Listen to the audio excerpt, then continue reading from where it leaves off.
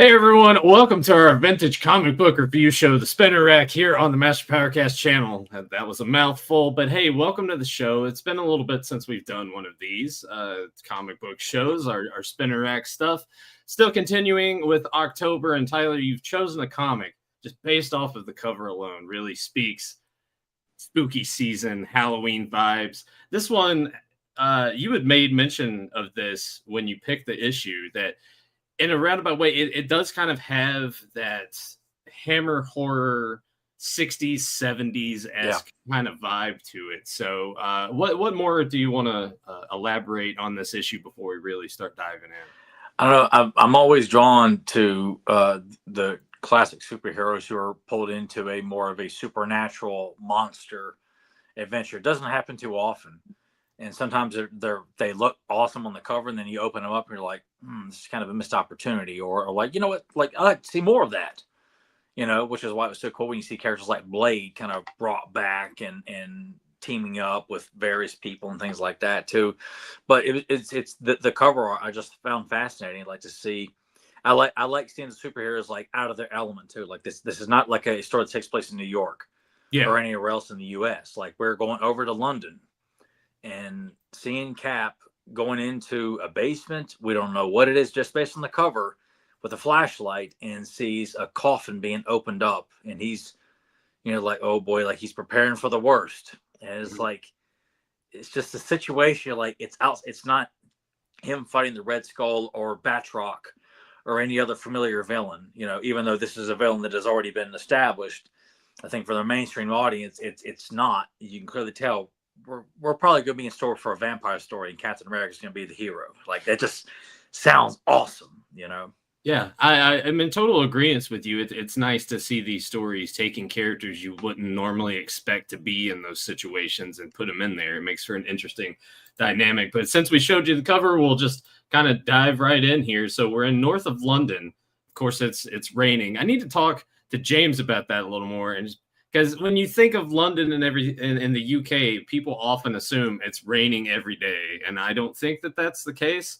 But it looks atmospheric because especially in me, as I've emphasized, I like to see stories take place at night because it adds a lot more of atmosphere, danger, uncertainty, and you throw rain into the mix, it's even more, just more atmospheric. It just ups the level of like, oh my God, what's going on here? And I love that. I would much rather see artwork that takes place at night. Add a little bit of rain in there, maybe a thunderstorm, some lightning and things like that to just build up a lot of tension, and everything in the air.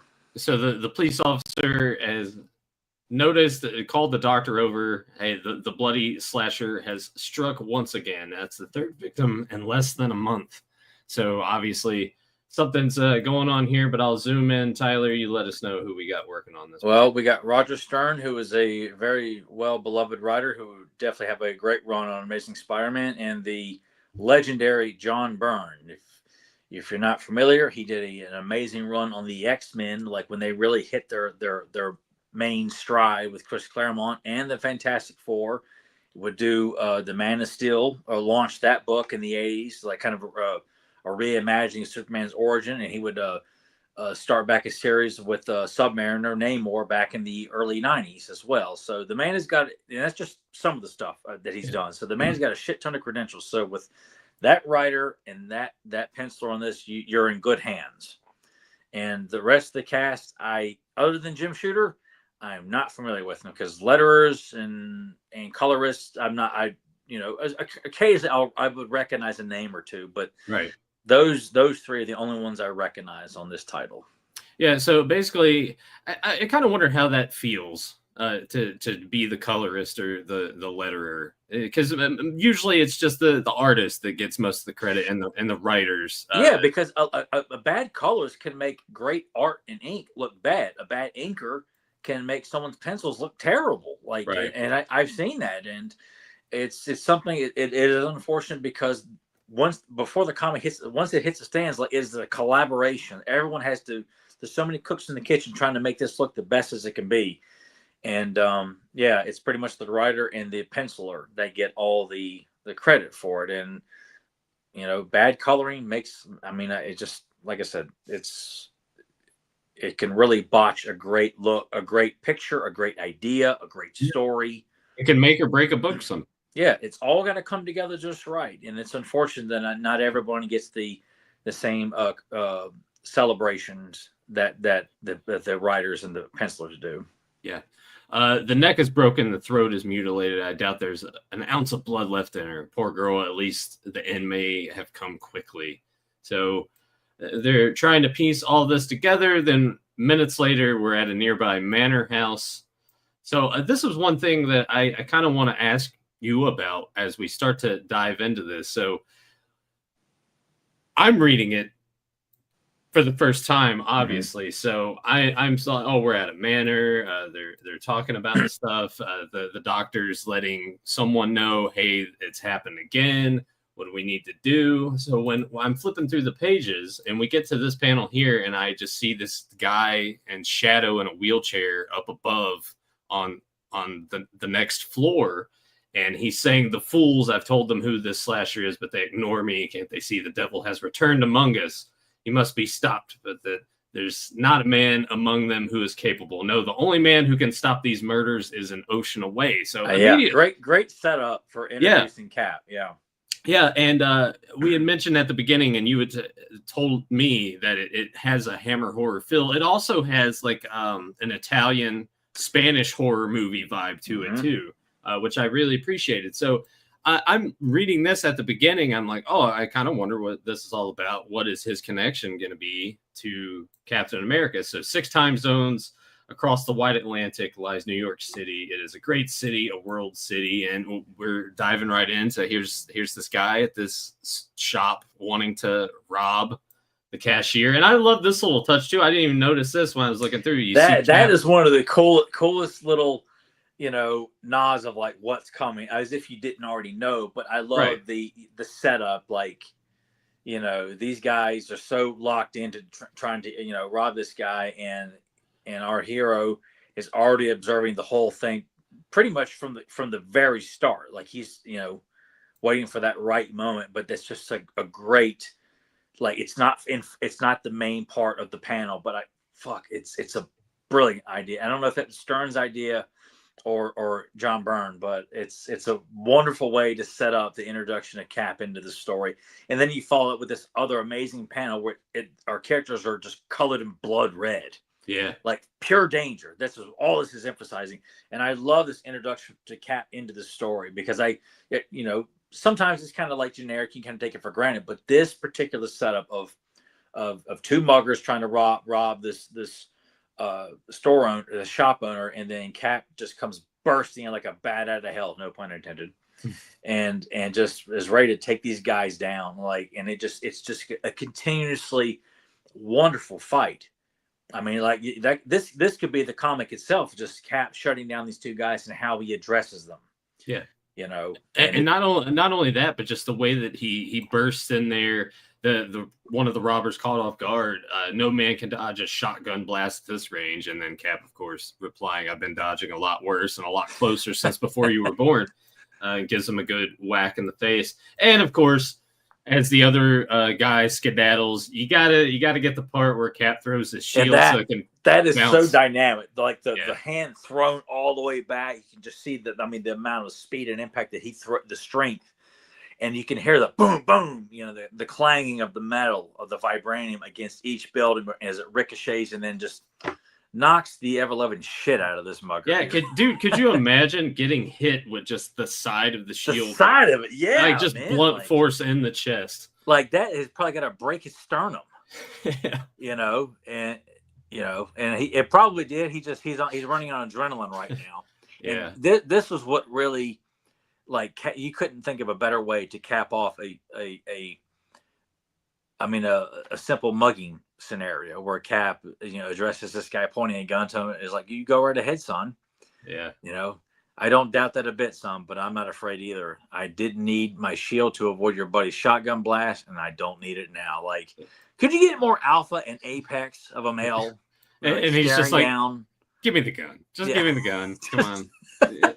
You don't want to do this, pal. Yeah, and I just love that. It's like, he knocked the hell out of both of them. But this is like just seeing, I like moments when the characters are written that they can handle a situation, a violent situation, and disarm someone with their words, and it Right. doesn't come off as like in your face preaching. Like, no, this is, you know, you really buy into this. That Cap's perception is like, look, man, if you do this, it's going to get a lot more worse for you. I'm just telling you right now. Take this opportunity. Hand me the gun. Let's end this nice and calmly. Yeah. And And one thing to point out, I really love the color schemes. The orange goes orange, yellow, green, pink, blue here yeah, for the background. So it's going for this and just a lot of color dynamics going so on here. I really love. really need to give the colorer, you know, and maybe it's an idea, you know, and that's, yeah, it's another thing too. We don't know right off whose idea it was to add so many different colors in each panel on that Right. page, Absolutely. you know, but it Uh, still looks fantastic. And I mean, again, John Byrne's pencils are fantastic. I mean, he's one of the best by yeah. far. Yep. Cap, of course. It's like, yeah, you go ahead and take this gun and point it at him while the cops, while you wait on the police to get Because there. Cap's got a date to catch, and Yeah. that's one of those things I've always thought was so cool. If you ever, you know, in reading in comics or even in the movies, you know, where a superhero is taking care of business and they're like, man, I just kicked someone's ass, you know, and saved the day. I got a hot date right now. Like, I just like the level of excitement, you know, as a man, you know, Yeah. this is how your afternoon / evening is going right now, you know. And and it kind of gives the vibes too of Cap here on the rooftops. It gives me like Spider-Man, Yeah. Daredevil, street level superhero vibes That's to something it too. that's one of the cool things about Cap is Cap can do it all. He can do outer space adventures. He can do street level, you know, earth threatening stuff, or simple, you know, as He's we see. he's kind of like that character in beat 'em up games. Like if each character has different stats with like their range of attack and everything, he's sort of like the middle guy where it's just like every attribute Yeah, is just all around right down the middle. he's got the good mix. If anything, you probably pick him because he's got good strength, good speed.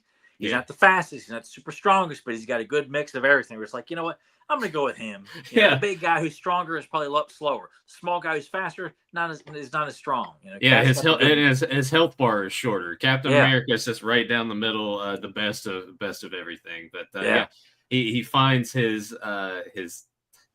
It's not really a brief. It's his portfolio His as he portfolio, as he which goes. you know, that's what he used to train. You know, when he's, you know, because he likes to do artwork and sell, and he's worked in comics in the comic books, so that's what he uses to carry around. You know, his artwork to you know, various It's people who are. it's interesting that this aspect of his character never really seems to be touched. Was never touched on cinematically or anything. It's touched on in the Red Brown Captain America, like the first one. Yeah, but that Well, was and pretty then bad. in Chris Evans' first Cap movie, the only time they touch on is when he's underneath that tent and he's drawing a dancing monkey dressed like Captain America. Yeah. Like, that's just like, if you're a Captain America fan, like you recognize, okay, that in his spare time he is a good artist, he's a good illustrator, a good drawer, and like you pick up on that immediately when you see that. So Yeah, I guess it's more as you said with having working into the red brown version of it. That was probably a good way of like, well, yeah, we well, he's need on to. the beach like painting, and it's just like you know. Well, we need to focus on this aspect of the character because it doesn't eat up into any of the budget kind of thing. No, Is and it's how I something that, explain you know, if they had more time, you know, but you know, with all three Cap movies we got, that was the only time you see Cap, you know, any nod to that, because I know if they're trying to tell a more grander story, like, you know, where is Cap going to be drawing something when he's, you know, driving with, you know, Black Widow to an old, you know, Shield base, you know. You're right. But Steve is going to meet up with Bernadette Rosenthal. Can you tell me anything at all about her? Because I know nothing about her character. Not right off. I seem to recall. I think her character is featured in the Captain America movie that Albert Pune did for the one that went straight to video with Matt Okay. Salinger.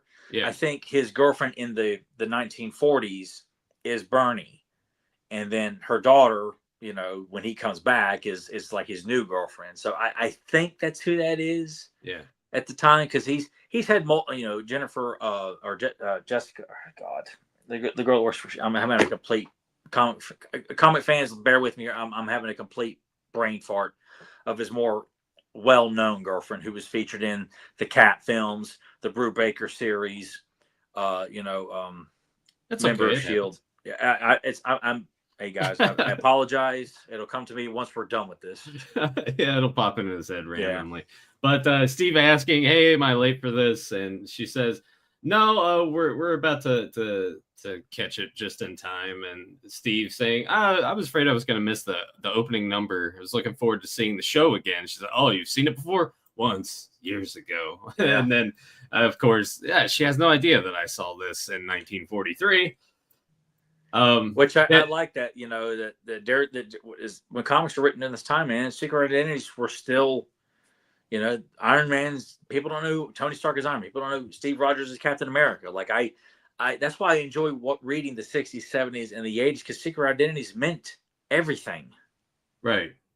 Yeah, I understand why probably at some point someone got the idea of what if we change this up, because you over time, as these characters are just lasting decades and decades, you kind of have to start maybe thinking, should we do this? Should we do that? Should we think outside the box? But oftentimes it strips away the basic foundation of what made this stuff fun to begin with. Well, and it takes away a lot of the aesthetic that you expect in comic books, when you're not just, you know, I mean, specifically superheroes. Like, part of the mythology of superheroes is the secret identity, because you don't want everyone to know, because if they realize, you know, who you are, then your girlfriend, your parents, your brother, your sister, your best friends are all in danger, because they know who you are. They know who to attack. Like, you do it strictly out of dramatic purposes. Like, you really want this particular supporting character to realize who this person really is, or the villain is finally going to realize who it is. At least with Spider-Man too, like Green Goblin was the only person who knew it for the longest time, and I like that they kept it that way. Yeah. You know, you can blame people further down the road, just like they get lazy about it. Like, I want to tell this story, and he knows the. He's like, no, fuck you. But Steve and Bernie are talking about just Oklahoma, and she's saying Calcutta would have been more fun. Steve, of course, she's got to tell him, you know, Steve, you're a constant puzzle to me. You're bright, witty, but your tastes are so old-fashioned. I relate to that so much. Yeah, yeah. Yeah, I definitely, you more so than me, because you're more open-minded to newer stuff than I am. I'm very. I just like celebrating the classics for the most part. So. Tyler would rather listen to big bands than to rock, or simply. Well, no, I'd rather listen to rock than like modern bullshit. You know, I could go on get on my soapbox about that shit. Yeah. Well, I mean, music. I'm with you on that. But genre-wise, I'm all over the place when it comes to very music. Much so. But definitely, like, modern rock today, it's just butt rock. That's the genre to me, because it's all just yeah. And it's just like it sucks. It's all listen to Good Charlotte, isn't it, Nathan? Yeah, Good Charlotte fucking sucks. And Steve, of course, saying he'd rather watch a Bogart film than most movies, which you put him in the time period. Yeah, that totally makes sense. And absolutely. One thing on Bogart, in bringing up Bogart films, is if you go back and you watch those older movies, it's interesting to see how most of those guys kind of acted the same way. And then it seems when James Dean and Brando came along, they kind of changed up the dynamic of how you would do the deliveries. Because oftentimes you think of Bogart and you think of all those other actors that's more like a see, let me tell you about it. Yeah. And then there's Dean, all these cliches from that period of film that everyone seems to kind of link to that time, and that's like all they can think of, you know? Right. Yeah, but it's fun to see when James Dean comes along. It's like, wow, that is a different dynamic to acting and performing in film. But anyway, well, I agree that some older movies are among the best. You remember Bogey and Lauren Bacall, and to have and have not, sure, one of my favorites. So they're sitting there, they're getting cozy, and then they're agreeing. You know, there's a movie that they both can agree on, and you know, Bernie's kind of letting her guard down. She's letting Steve. She's ready. You know. She's ready. She's ready. Yeah, her pilot's lit. So, and of course the phone rings, and it's wouldn't you know it? And Jarvis is on the other line. Yep, and lets Steve know in some sort of code. All the cable says is the fat's in the fire. Time to wave the flag. Discreetly tally ho, and it's signed Fallsworth. I see. Thank you. So Steve is like, all right. Well, I got to go to England. It's personal business. I don't know how long I'll be gone. I know we talked about going out to this outing this weekend. And of course, That's all right, Steve. An old boyfriend of mine is due in town this weekend. I'll be fine. Well, I better leave so you can pack. Have a good trip. Of course, yeah. it's a made-up story. Which at least she's acknowledging, like, that was a real bitchy thing to do. Like, Mm-hmm. the guy I'm on a date with has an emergency. He has to like leave right now, and I'd rather just try and make him jealous when he has to take a flight. And at least we know she admits to herself she's full of shit. And of course, Steve's like, that's the last thing on his mind right now. Yep, but he's going to fly commercial because he has to do this thing incognito, and then he starts to remember his first visit back in 1942 when he was with the Invaders. Which, Tyler, you've read a decent chunk of Invaders. I've read some. I'm not an expert on it, but I was introduced to the original Human Torch like back in elementary school with this big book of Golden Age comics with like the Human Torch, the Spectre, Green Lantern. I can't remember who else, but that was when I saw like, oh whoa, there was another Human Torch. He had a sidekick named Toro. Yeah, like that was all awesome to me. And even though they're drawn pretty much the same, that blank face with the fire line on the Human Torch, I just think looks so badass. It does. And it's just so cool looking. And the Invaders, for anyone, they are a team. Roy Thomas wrote the book, and it was them fighting the evils during World War II, like various villains of that time. And of course, the Nazis with Submariner, the Human Torch and Toro, Captain Bucky. And of course, here we've got England's finest here with Union Jack, who is a kind of like their version of Captain America, but he has no superpowers. He's pretty much just like a man of espionage and taking down bad guys and things like that. But let's take a look at the roster here. So we have Master Man, obviously, big time Nazi, the Blue Bullet, the Face, and I actually really like the name Agent Axis. And very cool. Scarlet Scarab, Warrior Woman, and Asbestos Lady. All right, that one's that one's a bit clunky, but they have such old school names. Like the Face looks like a classic deformed mad scientist kind of villain, and Agent Access looks like something like a mercenary who's kept in shadow and no one knows who he is, but he gets in and out of places. And Master Man too. He was brought back in the that group was brought back in, I think in Ed Brubaker's run on Captain America. At some point in there, it's either a descendant or something. I think. But it's just cool to see a lot of nods. And of course, you see the Invaders show up in flashbacks too in Ed Brubaker's run. But the Invaders are all available to read on Marvel Unlimited as well for anyone who's interested. Pretty cool. Yeah. Steve, just thinking about all those times, taking down Hitler, all that stuff, and he's just kind of daydreaming, thinking about that stuff as the stewardess asks, can you fasten your seatbelt? We're about to land soon. Shortly after. Yeah, this is cool. Yeah, he's sitting there. He's like, all right, I got to make it through customs. So this is going to suck. And next, the guy's like, hey, Steve's like, I'm in a bit of a hurry. Yeah, sure, mate. Everybody is. Let me see your passport and cap. Right there. And the look of like it's his face, the staff's like face. Oh, yeah, right here. Like Captain America blue. Like, yeah. And just an all like declare. Right. You are, sir. Everything is in order. Have a good day. Have a good day, sir. Let's keep it moving. Yeah, and that guy's like, holy shit! I just met Captain America. And I love that Steve like keeps the hat lowered down, like very classic. Very, it's a very classic disguise. It's like just, and of course the guy is. I love that the guy respects the man's privacy of like who he is. Like, let's not like just shut the fuck up. Let this man go. He's on a mission. Like, I just think that's so cool. Yeah. One long cab ride later, the Fallsworth Manor hasn't changed in all these years. So he's once again thinking about all those times.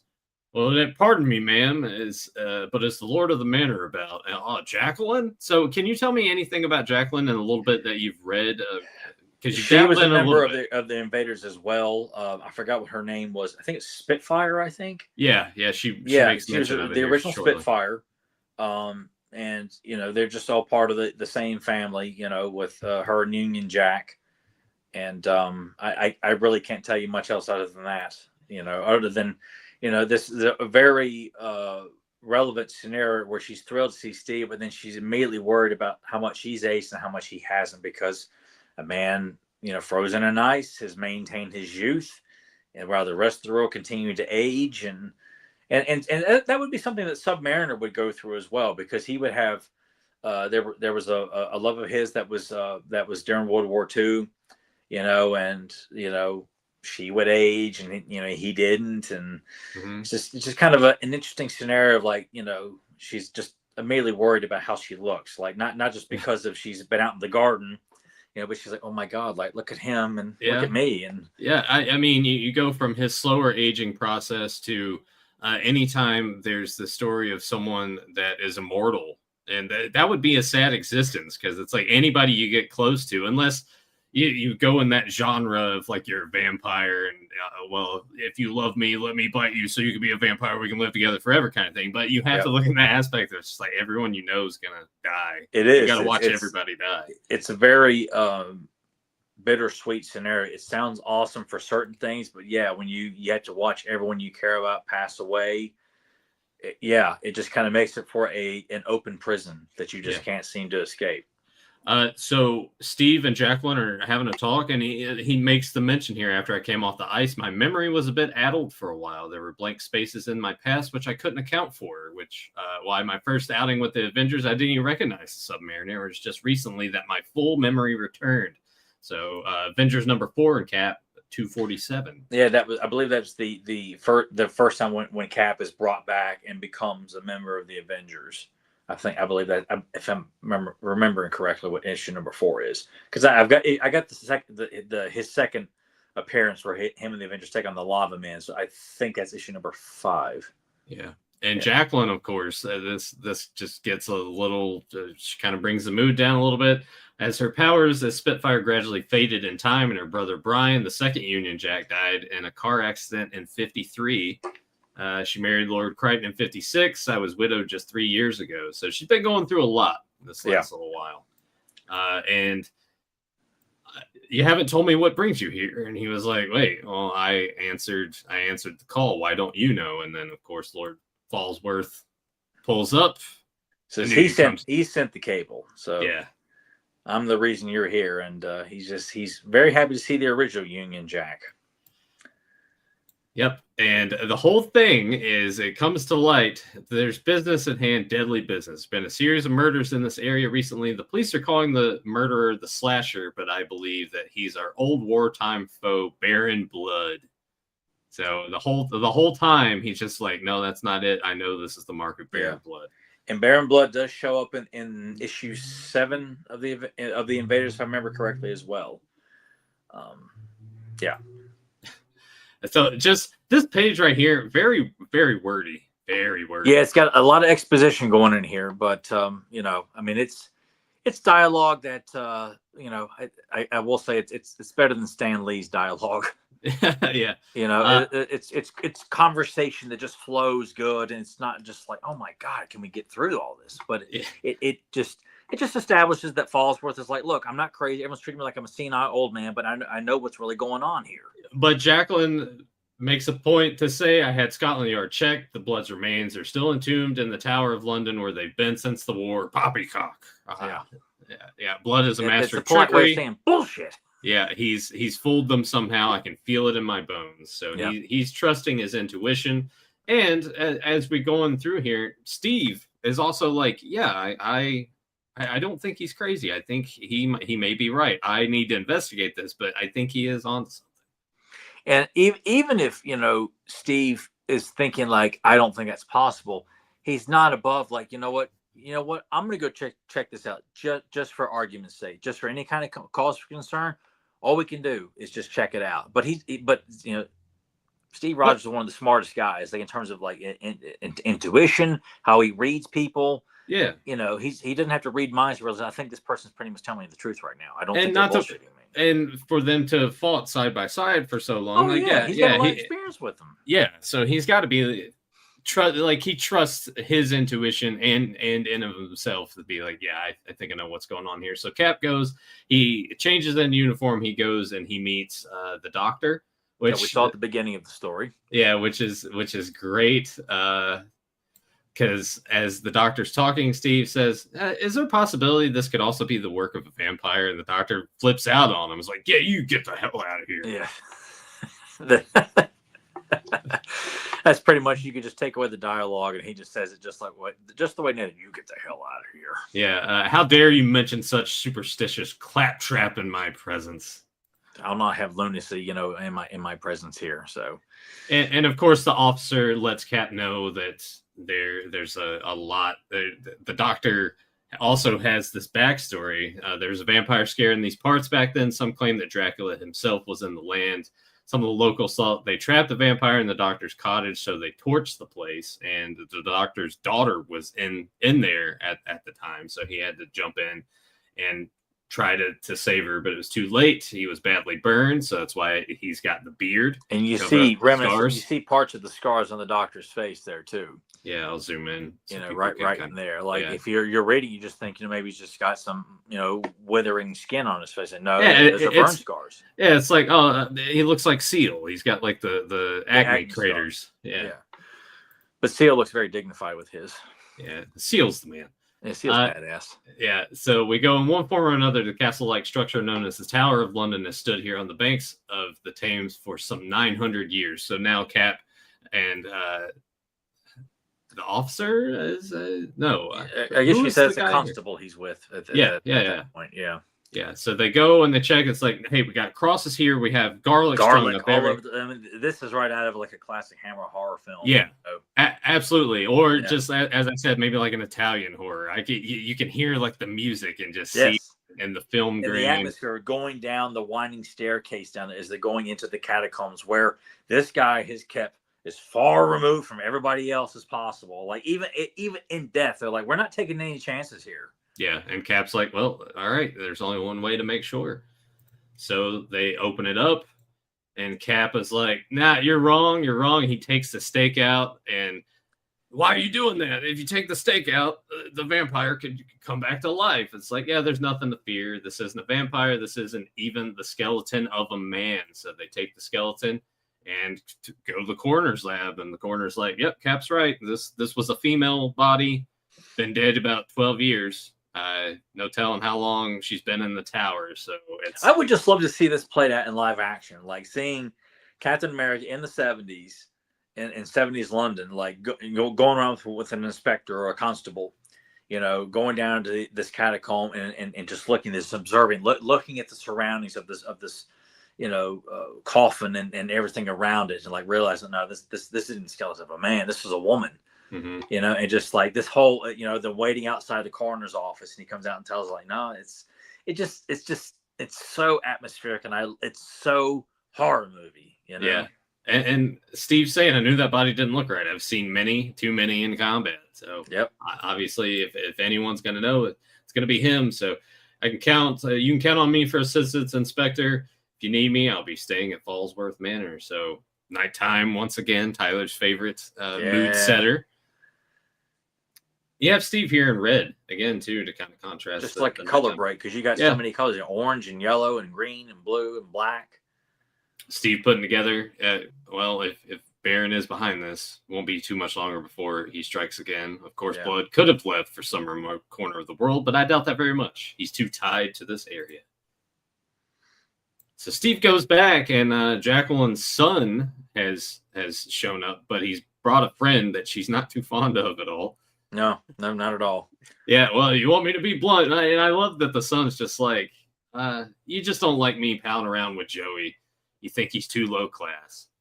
And then Cap's like, hey, am I sorry to interrupt? Oh, no, not at all. And she's probably as sick as he smells like onions. And they both introduce themselves to Cap. I'm pleased to meet you. So the whole thing is they're both on the wrestling team, and it's like, hey, you want to go a few rounds with us? It's like, what? No, man, come on. It's like, dude, it's Captain America, man. Like, get your head out of your ass. Yeah, so Fallsworth rolls up. Hope you boys can delay your match until I have a chance to speak with the captain. Do you guys mind clearing out of here? But the Cap says, hey, you were right. And Fallsworth, I knew it, damn it. Yeah. No one will be safe from the cursed demon brother until he's finally eliminated for all time. And then, hey, remember your heart. Be careful. It's like, Cap, are you certain? And it's like, yeah, very certain, Jackie.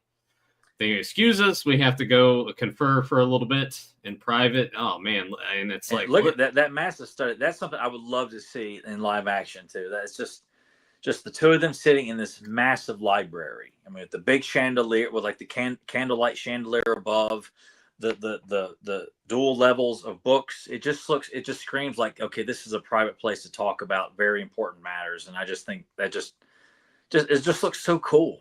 Yeah. And Fallsworth, we get a little more backstory on his end of things. Baron Blood robbed him of the use of his legs, and time has sapped my strength and my health. But at least his mind's still there, despite everyone thinking that he's losing it. And you know, Cap, you're sane as any man. Can't be sure that's Baron Blood, but I agree it probably is. These village murders may be some sort of mad warning. And then, of course, we get another color break. I really love the reds and the black. Yeah, and seeing Cap colored in like black, almost like shadow. Yeah. So the moon is full. It's grown dark. Yeah. Great stony fortress amid the rolling British countryside. It's like you can almost hear the wind and feel the leaves. Much like today. It's a chilly day. The wind's blowing. The leaves have started to fall and change colors. In the air. Yeah. But now we finally get Baron Blood perched up like a gargoyle, zooms in. You mentioned before that Baron Blood has showed up. Have you read a lot of stories involving Baron Blood at all? Not a ton, and he's not used much at all. And I don't know why. He's featured in The Invaders and this, and I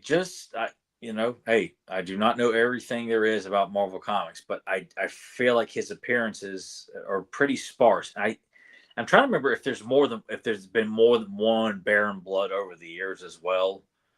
I can't remember, because I think in The Invaders, I'm thinking it's Falsworth's nephew is the original Baron Blood. I think, because I kept thinking like it was his brother. Yeah, just like how it is here. And at some point somewhere in there, I guess the brother is bitten and becomes the new Baron Blood. I'm not an expert on it. But we'll do a little bit of a research after we're done flipping through this issue and going. But I will say the man does have his own Bowen mini bust. Did you buy it? No, I did not, but I would like to, because it looks really good. Is it expensive? Is it one of the higher? I don't think so. No, it's not one of those. That's like going to cost like over like $120 for it. It's awesome that Bowen did that. So many deep cut characters. And when I saw him, like, oh my god, they did one of Baron Blood. I'm like, oh, okay, well, he can't be that, but he is I feel like he is a more obscure villain, sparsely used, but it's probably for the best. You don't want to overuse a character. No, and I feel like a lot of the more supernatural villains. I mean, even Dracula, even though he had his own book, he's not crossing over with many superheroes at all. It's very sparse, but it's cool to have one that is more superhero oriented. Even though I think he is created by Dracula during World War II, if I remember correctly. Interesting. Yeah. Well, like I said, we'll do a little more. Yeah, I may be throwing up facts left and right. So if we have any hardcore Cat fans, I apologize to you, because I can't stand people fuck up He-Man facts, which is damn near everywhere. Yeah. But Baron creeping over the stonework. Yeah, very cool illustration. Yeah, vampire skitters down the side of the building, head first like some huge, hideous spider. That middle shot of him perched, like that just looks so badass. Like John Byrne draws him so beautifully. But I love the upside down shot here, with the teeth. Yeah, and then of course a window is open. Just as I thought, Captain America has been given the same guest room he used during World War II. The Falsworth and their penchant for sentimentality have doomed the Yankee. So he slides in. Classic Dracula stuff we're looking at right here. An open window, an open invitation. Good sideways shot. Sideways shot, Steve laying in bed. You have the shadow of Baron Blood as he's creeping up. With only lit by the shadows and the moonlight. Yeah. And Cap was ready. Yeah, you can just hear that big clang right against his face there, man. Like that just looked like he's such a badass. Captain America's amazing. Not gonna be that easy a victim. Yeah. So cool. Your hatred for your former family. So this is when you, if you don't know before it plays, then he's the brother. here. I knew you'd come back sooner or later. I hope you find more of a challenging target than your aged brother or Jackie. Looks like I was right. But then Baron gives him a good swipe. It catches Cap off guard because he has to remember, oh, yeah, that's right.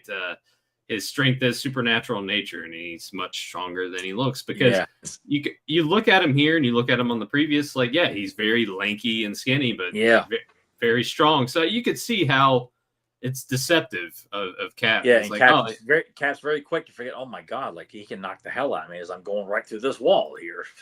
Yeah, so they have more of a fight. Of course, we bring in the garlic. I love that. The Cap's like, garlic, gotcha. Yeah, I love seeing classic weaknesses of vampires use. I mean, it's cool that sometimes they eliminate a lot of them because like the cross and the garlic, you know, but it's cool to have like there's an assortment of weapons that you can use against vampires, and I just love that they bring in garlic. Yeah, I do too, because garlic's one of my favorites. So he wraps it around his neck.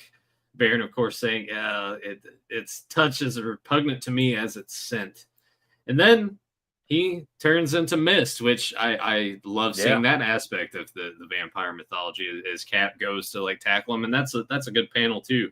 Seeing him disperse. Baron pops up behind him, gives him a good whack in the back of the head. Cap in turn turns around, kicks him in the midsection. Yeah, it's a great fight. Yeah, a good little fight. And of course, during this time, Baron's towards the evil rats like on their way, you know. Yeah. Which is something that doesn't get touched on a lot either with the vampire mythology, that they have that control over rats and things. Yeah. So this was nice to see this here too. Yeah, they look very. I mean, even though in the shot, but just seeing that one with the eyes lit with red, it tells you everything. Yeah, Jacqueline, of course, hears all this clattering about, and it sounds like it's coming from your grandfather's room, and she's talking to her son. The fight continues. Fallsworth wakes up in his bed, and then we get the classic the eyes, the stare that you can put someone in a trance, hypnotizing his victim, as vampires are known to do, and Cap falls victim to it here. Holy shit! Yeah, I love the shot. That's a great panel there of just like the eyes behind the palm, you know, just Yeah, the lines of intensity. Yeah, if you weren't going to go that route, then definitely do the classic Bela Lugosi Dracula, like just a straight shot line of the eyes. But that's clearly better. And Cap is on the verge here, people. Like, oh my God. Yeah. Baron Blood, yes, this is much better. You shall just stand here enthralled and helpless, and then you shall die. And 3 days hence, you shall arise to your eternal damnation as a vampire. Which will be kind of cool because Cap would become a werewolf in the 90s and be kind of cool that he was a vampire to his history as well. So if you want to find out how this happens and how everything turns out in issue 254, Blood on the Moors. you gotta pick this shit up. You'll be glad you did. Yeah, so we gotta leave you on a cliffhanger like that. But yeah, just what a fun little issue. It's great nods to stuff that makes you think about Hammer horror, Italian horror, and Universal horror. It's just classic horror storytelling. You know. Yeah.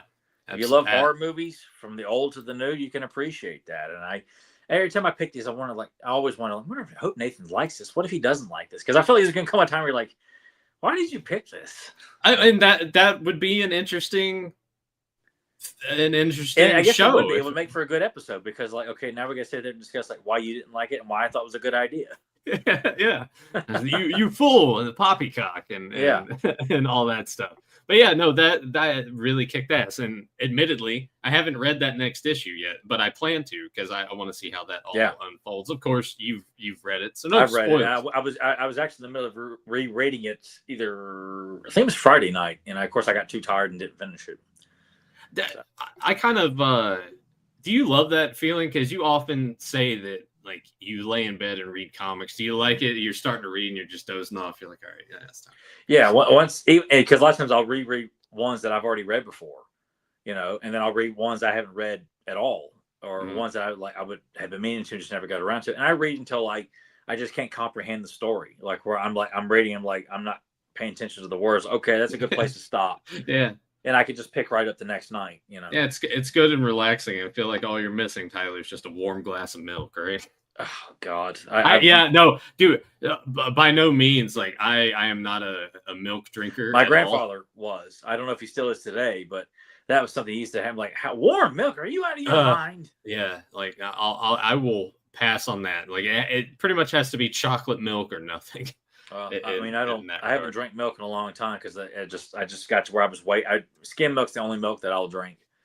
Yeah, But well, yeah, I just don't whole, drink it enough to where it's just wasteful, yeah, whole milk. No, it's got to be Oh like God, man, yeah, no, it's hell got to no. be 2% or less.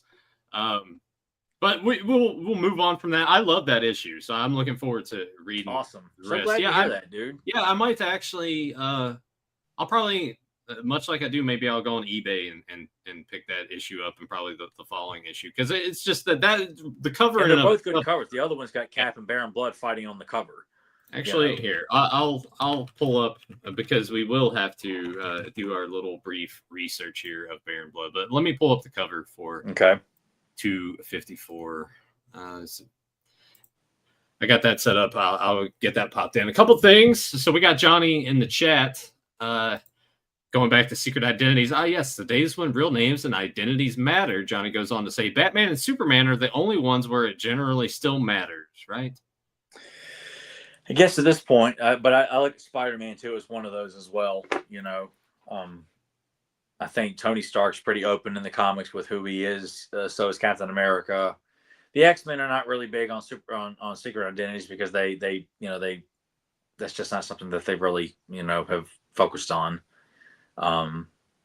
So Superman, Batman, and Spider-Man, I feel like are the ones that come to mind in terms of they have to maintain. Even though Spider-Man came out publicly during Civil War, I think all that was retconned and all that shit too, which it made for a good story, but it's like, dude, you just caused nothing but endless problems now for the character. Like, you cannot write a story that doesn't have every villain Spider-Man has ever fought, gunning for him. Like there will be no downtime for this character because of what this story, brought to the forefront. Yeah, I'm getting these images loaded up. Yeah, I see that statue and I'm like, all right, yeah, isn't it badass? Yeah, here's the here's the Bowen statue. That's pretty awesome. Yeah, it's pretty brilliant. Yeah, so I'll wake up at 5 a.m. in the morning. It's like, yeah, I bought it. Yeah, I bought it. What do you think? And then here, not the best quality image, but it gives you an idea of what 254 great cover like. with if you're looking in the back, that is the original Union Jack putting his costume on. Yeah. So I got to read that issue. Yeah. And see how that turns out. Also from Johnny, should I get Marvel Unlimited? Oh my God, that's what we use all the time. And I love having hard copies, but when you have, if you don't want to buy the Marvel trade paperbacks or Marvel Masterworks, which they're not cheap either, and I know people love those, but they're expensive, and I like buying hard copies to put on display. But this means you can cycle through tons and tons of books from hard to find key issues and things like that, and read them in good, vibrant. And you can read, if you want to, the facsimile editions, which has like all the old ads. Yeah. Placed in there too, so you can read everything from or ads from the 1960s or the 80s or whatever. So it's something that I cannot recommend enough. Getting Marvel Unlimited. Me and Nathan have been using it, a lot. I mean, for many years. Now, granted, it is missing some issues of things. And that's with certain like for example, Ghost Rider. Why they insist on having a lot of issues of the Dan Ketch run in the 90s missing is a lot of issues. I don't know why. Mm-hmm. Makes no sense. But you will come across, and it tends to be with more kind of obscure characters or like not your Superman, but they make sure they get tons of the modern shit. It's all over the place. I mean, you do have to kind of push that too. You got to have equal. I know, but then you got to dig through all the ugly ass artwork and shitty stories to get to all the classic stuff. It's just like But yes, it is well worth your time and your money to subscribe to that. I cannot recommend that. Yeah, absolutely, and it's fairly affordable. I haven't. I can't. You can pay monthly or you can pay annually. I do the annual rate. I can't remember exactly how much it is. I want to say it's like for the year, it's like 75 maybe. Something like that, yeah. But I'm sure if you like to read comics a lot, you will get your money's worth out of it. If Yeah. you're on an X-Men kick, you're on an Avengers kick, or you want to read Blade, or you read Tomb of Dracula, Yeah, you and will get your fix. and it's the convenience of it. It's like, oh, you can read it on your phone or on your tablet. So yeah, Absolutely. I would absolutely recommend it, and definitely Marvel Unlimited over the DC app, because the DC app, it works better now, but it's been very clunky in the past, and it's still not as I actually unsubscribed from it because I went on a big run last winter about reading a bunch of DC stuff, and it was good. But when you want to bounce around and kind of look at certain things or look for it's not as cohesive. And that's one thing that's always bothered me about DC is everything's so damn spread out. Yeah. You don't like pick like a main book and here's this, you got to dig for this and dig for that, and it's just, I don't know, one story. It's all over the place with DC. And not only that, but DC has now, it's like different tier structures for payment. It's like, oh, well, if you get this, then you get these other books here too. Like I think like all the Vertigo stuff is on there. Oh, okay. If I'm not mistaken, but you have to like pay more for it and everything. I would use it as a deep dive into the X-Men, since I only really read the early 90s and the stuff from 2009 to 2013. So yeah, it's great for that, especially X-Men. As Tyler said, all those heavy hitters, most of the stuff's there. But more obscure characters, they don't have everything, which I think in time, because the Ghost Rider, the 90s Ghost Rider, I think they've started to add some more to it. So they're starting to gradually fill that up. But like you said, it's kind of a weird why they just didn't have it all up there. Yeah, I almost feel like, what's the point? Like, if you look up Deathlock, that's another, like, there's been multiple Deathlocks, but I always think of like the 90s Deathlock, and they don't have every issue of that. I don't know why. It's just like they'll probably have every issue of modern Deathlock, but when it comes to the stuff that was so popular or that was relevant, back when we were younger, not so much, but characters like Wolverine, the X-Men, you can go all the way back to the beginning with X-Men #1 and read all the way from, I felt like you were going to say something, Nathan. No, I just looked up Baron Blood. So Baron Blood, John Falsworth. So the first incarnation first appeared in The Invaders #7, so July 76. Been a part of Captain America's Rogues Gallery since World War II. The second incarnation, Victor Strange, debuted in Doctor Strange, Sorcerer Supreme, Volume 3 in December '89. And then the third incarnation, Kenneth Crichton, made his first appearance in Captain America 253, which we covered tonight. So that was the third version there. So that's all the versions of Baron Blood. Okay. So there's been 3. Yeah, but oddly enough, in just such a short order, like first appeared 76, then we get Doctor Strange appearance in '89, and then the third in '80. So it's odd that it's all over the place. Yeah. Well, just in a short amount of time too. I figured it'd be but as you said, it's an obscure character, so that kind of checks out. I imagine he's not really used much at all these days. No. And if he is, as you said, it's probably one of those that shouldn't be. Some comments that we got on last week's Ernest Scared Stupid 34th anniversary celebration. Thanks to everyone that gave that a click. I know it's probably kind of daunting. It's like, oh, it's an Ernest film. The show's 3 hours long. I'm not sure. So thank you to everyone that's clicked on it so far and has given it a watch. Gary Buchanan, NPC forever, baby. So thank you. Thank you, Gary. Absolutely. We're going to keep going to the very end of time, dude. Rebel Wookie. Ernest was the best. I haven't watched many of his movies in years outside of Saves Christmas. I have a bargain bin DVD set that has a bunch of his commercials, and even those are hilarious. My kids enjoyed the Hey Vern series too. So yeah. I noticed on Tubi there's like a compilation, like Best of Ernest Volume 1, Volume 2. So I'm assuming that's like all the commercial stuff. And then, of course, his movies pretty readily available between Tubi and YouTube and everything. So, I hope that episode inspired people to just go watch Scared Stupid for yourself, or check out all the other Ernest movies, or try to just look up his commercials or maybe bits of the show. Because I don't think Hey Vern, It's Ernest, I don't think that's on anywhere to stream, the actual TV show. But itself. The DVD, that one season, it's pretty affordable. It's pretty cheap, I think. Yeah. And then from Johnny, who's in the chat, but also left us. I love getting these types of comments. I do too, because it works so good for when we're at this part of the show where we read all this off and respond in kind. But Johnny says, Rimshot is the true star of this movie. I don't think I've ever actually seen more than 5 minutes of an Ernest movie at a time. One of those things where my dad would be flipping the channels and it would be playing on Sunday nights, I think, The Wonderful World of Disney. Just how it played out, so it was only ever in my periphery. Now that I think about it, I don't think I knew about MYP while I was airing. I had this ritual of stopping by Future Shop on Tuesdays after work to see what new CDs and DVDs were released that day, and learned about the show when the 3 seasons on DVD were sitting on the new release shelves that Tuesday afternoon. You know, that's okay if you don't make the time to catch up on everything out there that comes out. There's just so much stuff, leading from talking about loads of shows and movies and too much stuff out there. I wish video games didn't need to be 80 to 150 hour or need to roll credits on them. I'm perfectly okay with a great game that can be done in a full night or two's play, but it's so good that I will play it multiple times. I also really miss how few and far between couch co-op is now these days.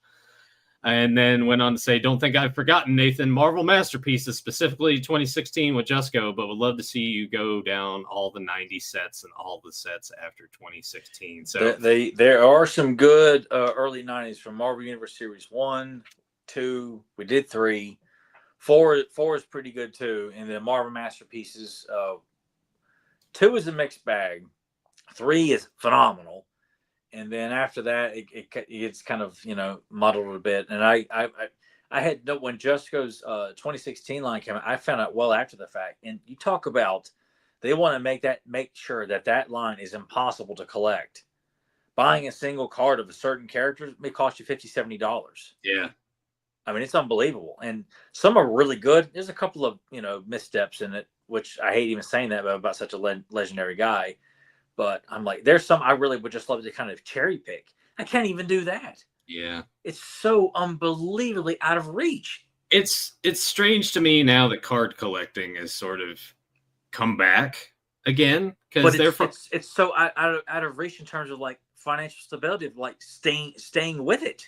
Oh, absolutely. I that's why I'm not going to jump into that game at all. Because multiple times in the last 20 years, I would try to get back into collecting basketball cards. Like, man, I can't afford to do this. This pack cost me $8. I got 5 cards, nothing worth a damn. Yeah. And now they make you buy boxes like sets. You got to pay like $30 for like 10 packs, 5 cards per pack. Mm-hmm. You're guaranteed one bullshit insert. Maybe it's really good, maybe it's really bad, but you're guaranteed to get one. I said I didn't want to jump in the game. I am kind of tempted to maybe start collecting hockey cards. Oh well, yeah, and it would be fun. I've tried a few times over the years. I'm like, I just can't do this. Yeah, it's just too. And of course, superhero cards are pretty much null and void. I don't know where the hell you get those at anymore. Right. Because I always feel like we don't have any high-end comic shops where we live. We have to either go to Roanoke, which is not like the grandest, but it's more like vintage shops there and slightly newer stuff. Yeah, you just got to buy stuff online. But other parts of this comment, hey, you remember going to Tuesdays, new release day, picking up DVDs? Oh, absolutely. Yeah.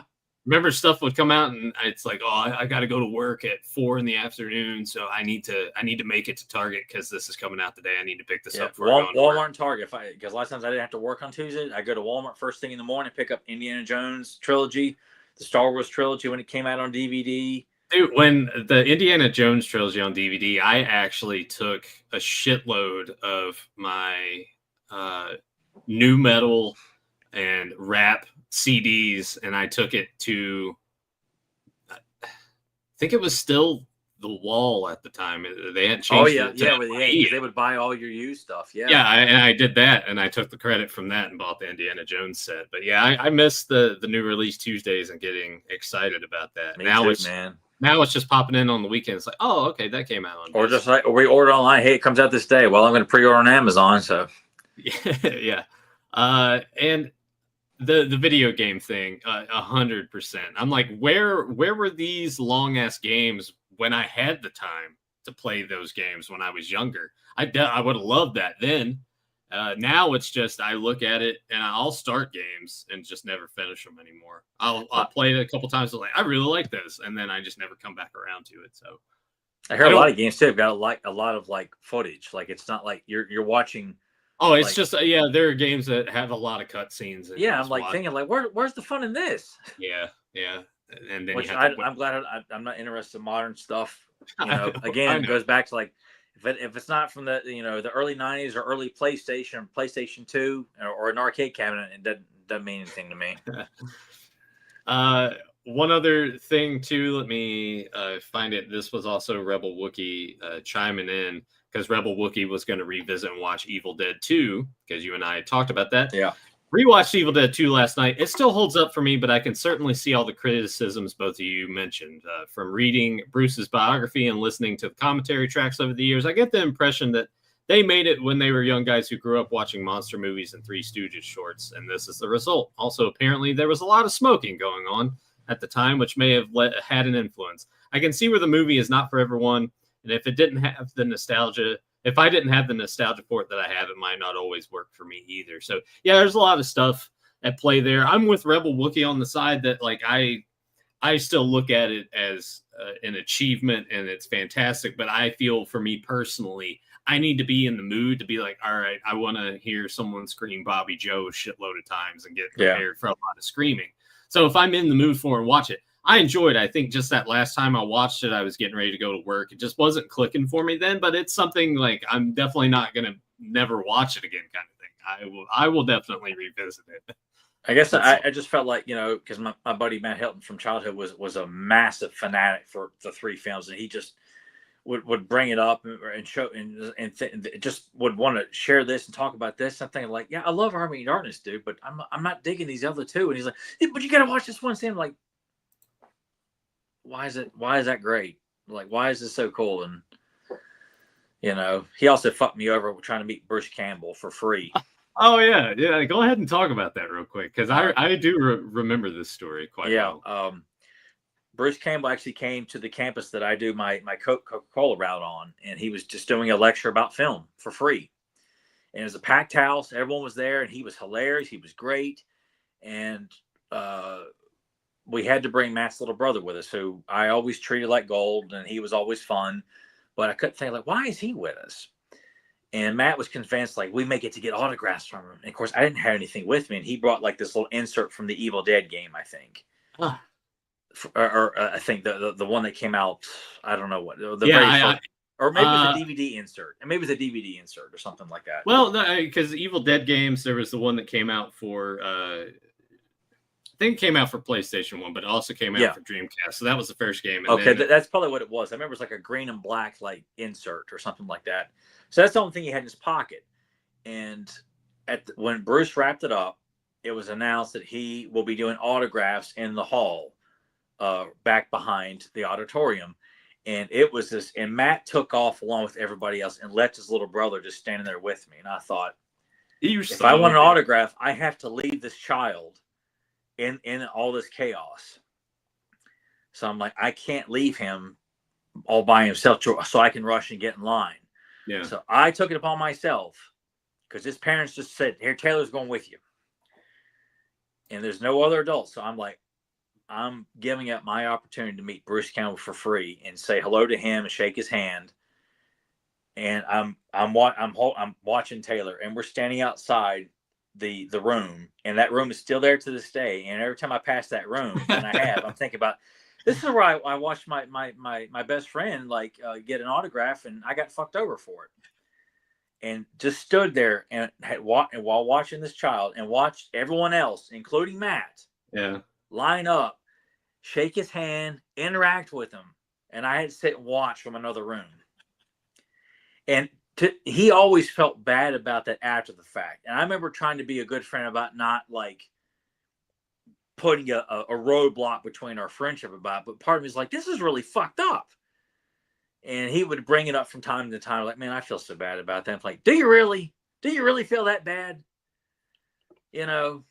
So to this day, I've yet to meet him, and it just makes for a great story. It's not on my bucket list, but back at the time, I was crazy about Army of Darkness. I loved the film and the movie Maniacs and everything. It was just always it was a shit story at the time, but it makes for a great story to share and laugh about, you know. I just, what a terrible thing to do, though. Yeah, like, Nathan would do that to me. Of course, no. You know, one of us have kids, we got to worry about, you know, oh my God, you know, someone's got to watch this kid, you know, not have to worry about that. What was I going to say? Because I'm actually, in you telling that story, I realized that I didn't get a stinger set up. So I was actually working on that right now. Okay. While you were telling your story. So it may not turn out the way as I hoped it would have. Movie recommendations. I want to put this out there for everybody. Because I watched this and had no recollection of anything that happened in it, period. So I knew that I watched it, but just remembered nothing. So Texas Chainsaw 3, highly recommend it. It's great. Ken Foree is amazing in it. The trailer, the teaser trailer, if you want to call it, that is such Excalibur. Is amazing. Bloodsuckers from Outer Space. If you like just shit bad, that it's funny and great and amazing. Bloodsuckers from Outer Space, highly recommend. I even told Tyler I bought the Blu-ray on eBay because Vinegar Syndrome doesn't have it on their site anymore, of course. I talked with Tom about it and I was like, you own this, right? He's like, oh, of course I do. I bought it from their site. I hear Tom saying that too. Yeah. He's like, I bought it from their site. And I was like, yeah, well, it's long gone from there. So I'll pick this up on eBay, and it's was fairly cheap for it to be out of print and everything. So highly recommend that. One that I don't quite recommend wholeheartedly, it's called Necromancer from 1988. It's basically I Spit on Your Grave, but with like supernatural witch stuff. So make of that what you will. It's an interesting concept, but it didn't quite hit the highs for me. And then I was telling Tyler, because I wasn't thinking that this is the movie that Tyler made mention of this one particular thing. But Tyler had watched this movie years when it came out on video. It was straight to video back in the day. Yeah. Bad Moon. So if you haven't checked that out, I personally highly recommend it. Tyler, I think you might be due a revisit for it. I mean, I only saw it the one time. I think I just rewatched it for the sex scene at the beginning of the movie as a kid. Yeah, that was about it. It does start off with that. Of course, it's based off of a book called Thor, which is a werewolf story told from the perspective of a dog. To tie that into Johnny talking about that one movie that just came out, that haunted house film. Oh, yeah. In the perspective of the dog. That book is in the perspective of the dog. And then this movie follows a lot of the dog knowing that the guy's a werewolf, and it's just a very interesting. It's like a heroic Cujo story. I loved it, so I would highly recommend to give it a revisit and see if it takes better to you this go around. I actually bought the Blu-ray, the 2 cuts. The director actually removed stuff, so it's the transformation sequence at the end because it's like that, it's that mid 90s. So this came out in 96. That CG wasn't the greatest at the time. So the transformation sequence, I see what they were going for, but I also understand now why the director wanted to just remove that entirely. But the practical werewolf effects, I like them quite a bit. So it's just a fun, and it's only like 80 some minutes long. I think maybe 80 entirely. Let me look. Then. No, it's very short. 80 minutes. With credits, so okay, look at like 70 some minutes. So I'm curious if you do watch it, just to see what you think about it. I mean, you might not take to you, but you were talking about when you watch movies now that have like animals in them, especially dogs, you feel differently about it now than you did prior. I think this might be one that would kind of stick with it because the dog, man, like that dog deserved an Oscar for its performance in this film. Like it's just really well done. So I can't wait to watch. I will put that on my must watch then for before Halloween. Before we do our we got one more Halloween episode we'll do before we get back to He-Man. but I'm gonna do my damnedest then to try and find time to sit down and watch it. Is it on Tubi or YouTube to watch? Well, I watched it on Prime Video. I'll dig and see if it's available to watch anywhere. But the Blu-ray was only like $10, so I was surprised at how cheap it was. Of course, I watched a bunch of other things that I won't make all the mentions of here, but one I do want to point out just because I text Tyler about it. I watched it and then I just like kept thinking about it, and I was just like, God, I would put this on the list for myself. To me, this is a perfect movie, and that is The Monster Squad. Like, just it has everything going for it. When you look at it, and it, from me watching movies all the time, the whole thing that always bothers me is how are the kids gonna do in this? When there's always kids involved, it's either gonna work really, really well or it's not gonna work, period, and I'm gonna fucking hate it. And Monster Squad clicks on all levels. And I looked at it and I'm like, apparently the last time I watched Monster Squad, and I'm like, there's no way, but apparently, allegedly, from Letterboxd, the last time I watched it is when we discussed it on Beyond Retro, and like, holy shit, really that long? Like 2018, and I was like, there's no way 7 years has passed since I've watched this, but I guess it had. Yeah, but just what a perfect movie. Everything going for it. And one of the coolest movie posters of all time. Absolutely, and like 80 some minutes. Yeah. Oh my God. Is it? And to know, I think too, there's stuff that's cut from the movie too. But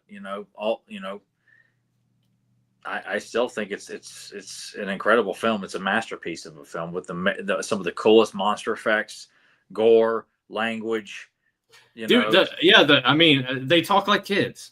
Yeah, and I'm quite certain kids today. I don't hang around high schools or anything like that, but I find it hard to believe that the way we talked, the way the kids in the Monster Squad talk, it's not much has changed. People are just, Yeah, I mean I think that's why Stranger Things worked so well too, and why people were initially drawn to it and it had that reception that it did. It's because the kids talk like kids. Yeah, they're not giving shitty. They're not scripted like something on Disney Channel or Nickelodeon, where it's like they're trying so hard to be obnoxiously campy, like because they think they're being funny. It's like, no, just bad dialogue. You can't act worth a fuck. Yeah, there is a Tubi original that came out, and R.L. Stine. So it's like R.L. Stine's Pumpkinhead. Mm-hmm. So it's I guess it's something to do with like younger brother, his older brother has gone missing and disappeared, and he's trying to find out the answers to it. I don't know. It seemed kind of intriguing enough that I'm like, maybe I'll open Tubi and just give it a watch and just see. I remember the Goosebumps show not being ballsy at all. Yeah, The Haunted Mask was decent because I remember that was the pilot that came out, like that aired before the series did, like on Fox. And I remember as a kid thinking it was kind of creepy and enjoyable, but then when the series starts, like, God, this show sucks. Yeah, it's. But even the books, like I only read like I was more about the covers. Like my reading is no different than it is today. I buy all these books with the plan to read them. I'm like, God, I only read 2 Goosebump books from beginning to end. The rest I would buy a bunch with the intention to read it and then never would read them. Because I was just like, oh my God, it looks amazing. I want to read that. My mom giving money for the book fair and stuff like that. And to be fair, I'm partially guilty of that in terms of Goosebump books myself. Yeah. But Tuesday, Tyler. Batman book comes out. You got to get through. I better get my ass in gear and finish reading the first one. The second book's due to arrive for me on Tuesday, so I'm gonna envision Robin Williams playing the Riddler. I will too. But yeah. I'm gonna read it real fast and let you know that I'm done with it, just to make sure. He'll get it on Tuesday, and I'll wake up Tuesday and well, that was unbelievable, man. How far are you?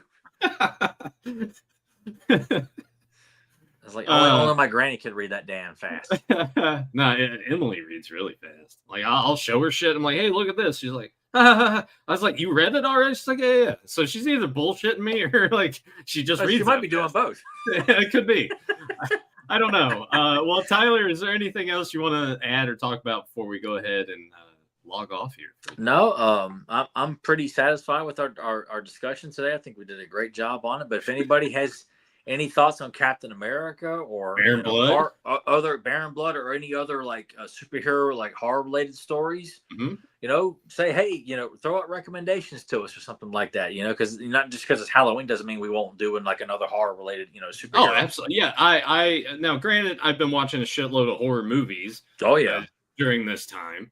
But also, I think that genre, I'm like, I'll watch that any time of year. I know Yeah. a lot of people only seem to watch the movies during October. So, yeah, I'll watch horror movies anytime. But, yeah. I'll read horror story comics, year round. If I'm Yeah. just in the mood for Frankenstein or, Dracula or whatever, excuse me, I'll just like, it could be July. I'm like, that's what I'm in the mood for, Yeah. So. But if you got recommendations, as Tyler said, of more horror related comic book stories, if you got some horror movies themselves that you would like to recommend to us too, go ahead and toss those out there. Once again, leave all the comments. We love reading. We love the comments. We love to read them on the next episode. It means a lot when people want to leave stuff to us. We just get excited about, oh, hey, we got another one here. Yeah. So we really appreciate everyone that's tuning in and checking us out. We really appreciate all the fans that are stuck with us and still watching. But leave a comment down below. Like this video if you enjoyed it. And if you're new to this channel, make sure you subscribe and ring the bell so you get notified whenever we are live and doing our stream. So thank you, Johnny, and others that have been watching here in the chat. We appreciate you greatly. And until later, we'll catch you next issue. Amazing grace, come sit on my face. Don't make me cry. I need your pie. It's got to be Green Mile, right? No. Damn. That sounded like something he would do, I could say that, but you're really going to feel stupid. Really stupid. Yeah, probably. I can throw out another quote if you need it. Yeah, go ahead. Put that shit back. We're going to Target. Just fucking with you. What? I was like, that's me. I know that it was either gonna be that or that, and I'm like, you know what? I'll just throw out this quote first, and if he botches, I'll throw his quote. All right. So what's the first one from then? Right here. Halloween 2. Okay. I was like, all right, he's wearing the shirt. Yeah. Well, probably for good reason. I haven't watched Halloween 2 in a hot minute. I watched it back in August. I was in the mood to watch it back in August. Just because. I'm planning on watching that very soon. Actually, I think the score in it's better than the first one. Yeah, I would agree with that too. I always think about that score and like being trapped in a church trying to get away from Michael Myers. Yeah, but you got to think too, like a little more budget, Carpenter. It is, but there's just something about this score I find more terrifying, like in a good way. Like it's like, oh man, this is just, there's a church right where I live. And I think about the church I used to go to as a kid, being trapped in that church, trying to get away from Michael Myers, and this music's playing, like, oh my God, There apparently there's a guy you can message on Facebook. He's put a cut together. It's like 3 hours long, and it's Halloween 1 and 2 mashed together, but it's got all the deleted scenes and stuff added into. Yeah. Oh, that's awesome. Yeah, I saw it on Jordan Bishop's. He made a post about it. I'm like, oh, did you get this? And he was like, no, but I want to. And I'm like, well, how do you get it? And he sent me that. So I need to like reach out to that guy and get it. And that'd be awesome. I'm surprised they haven't done that. Me too. But once again, it's usually the fans. Yeah, you get it all in the fans. The studio sure as hell ain't gonna do it. Fuck you, Disney. All right. Well, I hope everyone enjoyed the show. So next week, Tales from the Crypt. Tales from the Crypt. Thank you for your time, everybody. Please, Michael. God damn you.